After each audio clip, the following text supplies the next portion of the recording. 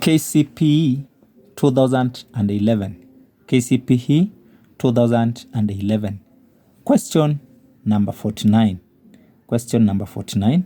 It says, a man deposited 50,000 shillings in a bank for 2 years. The bank paid compound interest at the rate of 10% per annum. Per annum means per year.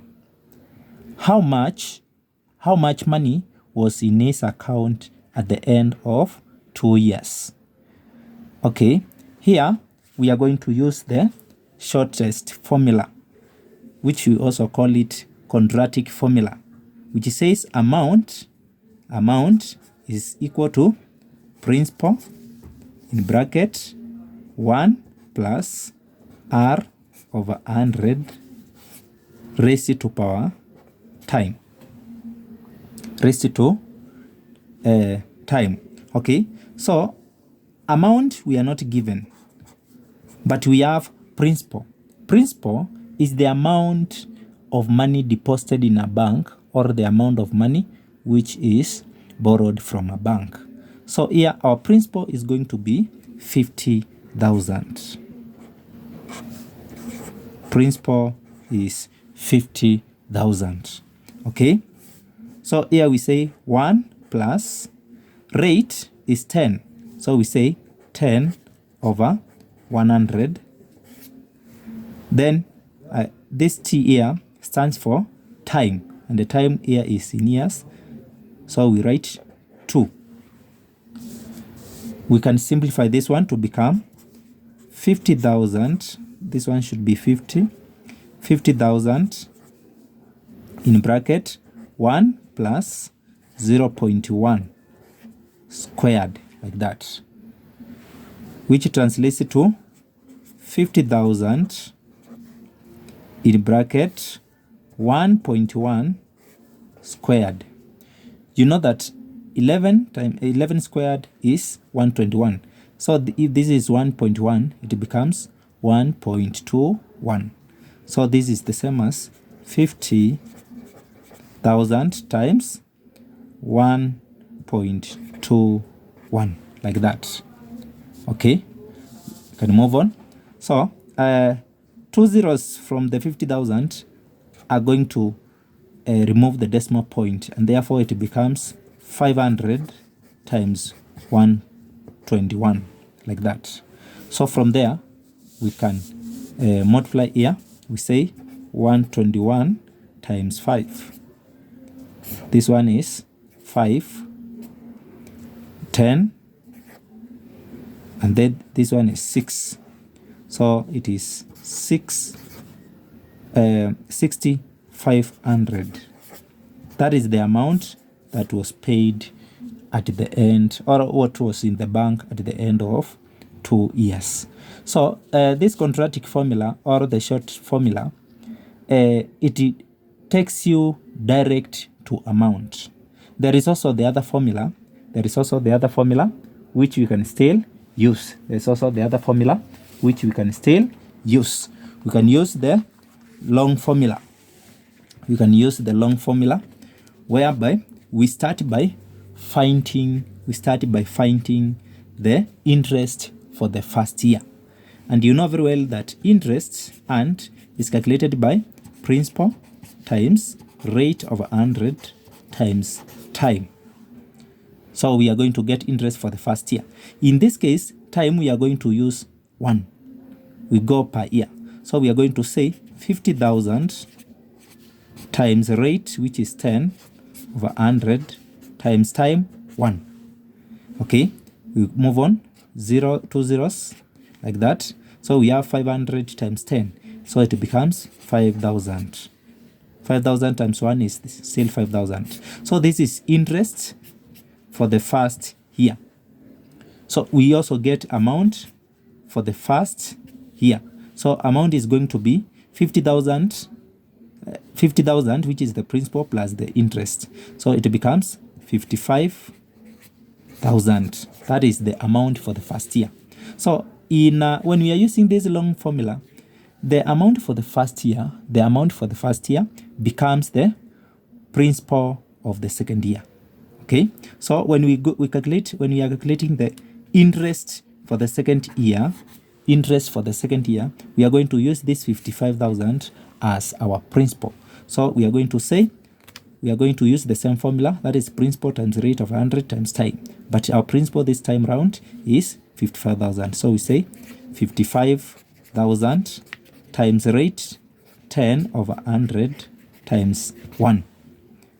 Okay, so 2 zeros will cancel like that. So you have 550 times 10. Therefore, interest for the second year becomes 5,500. Okay, so we calculate amount for the second year. So amount for the second year, we are going to add principal plus interest. So principal, remember the principal for the second year was 55,000. So we are going to say 55,000 plus 5,500. 5,500 like that. So we are going to have 00506. So we are still getting the same answer that we got in the very first place. We got 60,500 as well as here. So you can use either of the two formulas and still get the same answer. So if you are not able to follow this short formula, the quadratic formula, you can still follow this long formula by finding interest for the first year, then getting amount for the first year. You continue to get interest for the second year like this, and then you get amount for the second year. Amount for the second year is the final answer. It's the final answer if you are asked about the amount. So we will work out more questions about compound interest tomorrow. So make sure you follow. If you have not subscribed, so make sure you subscribe so that you are updated when I post the new video on compound interest. Let us work out another question on KCPE 2013. Let us work out this question on KCPE 2013. Okay, so we are going to work out a question in the KCPE 2013, question number 41. Question number 41 says, a cylindrical container has a radius of 6.3. It has a radius of 6.3 centimeters and is 15 centimeters high. Its curved surface is completely covered with a label. What is the area of the label in square centimeters? Okay, so here we are going to begin by drawing a sketch. We should start by drawing a sketch of a cylinder. We draw a sketch of a cylinder. So this is our sketch. This is our sketch. So we have our sketch there. So you are told the radius. Radius is the line which originates from the center of our circle. So that is the one which is 6.3 centimeters. Height, you are told, is 15 centimeters. Okay, the question is telling you that its curved surface is completely covered with a label. What is the area of the label? This is just another way of asking you the area of the curved surface. So you are just going to find the area of the curved surface. So you are going to find curved surface area. You are just going to find curved surface area, and we use the formula pi dh. We use the formula pi dh. You know very well that pi is a constant. It is 22/7 or 3.14. So, but in our case, we are going to use 22/7.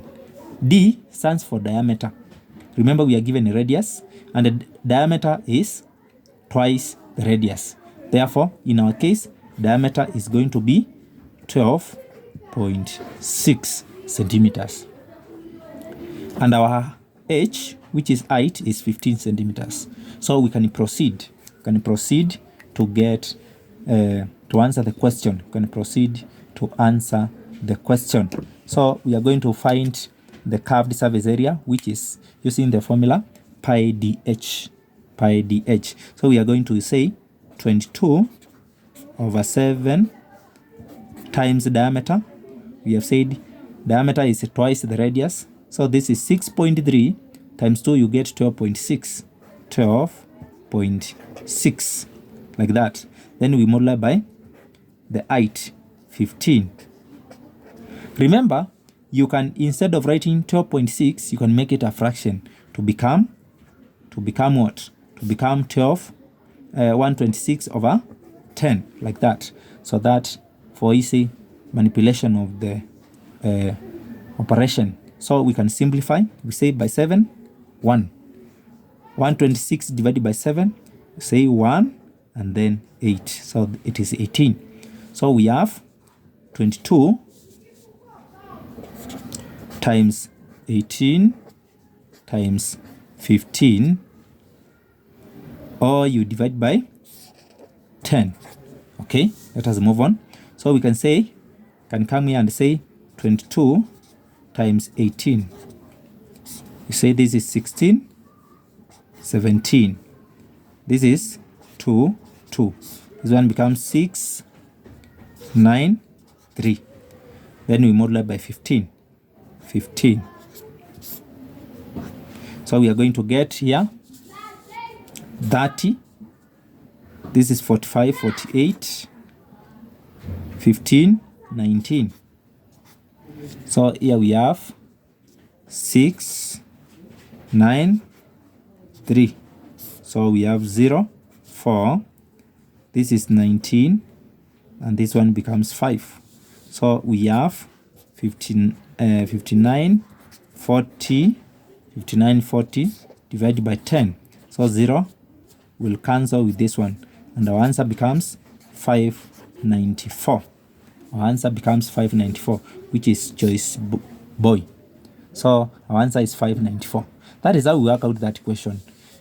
This was just another way of asking you the area of the curved surface. When they tell you that its curved surface is completely covered with a label, and then they ask you the area of the label, is just another way of asking you the area of the curved surface, which we have found using the formula pi dh. Okay, so tomorrow we shall work out more questions on this. So make sure you subscribe so that you'll be updated when I tune on. Thank you. Have a good night.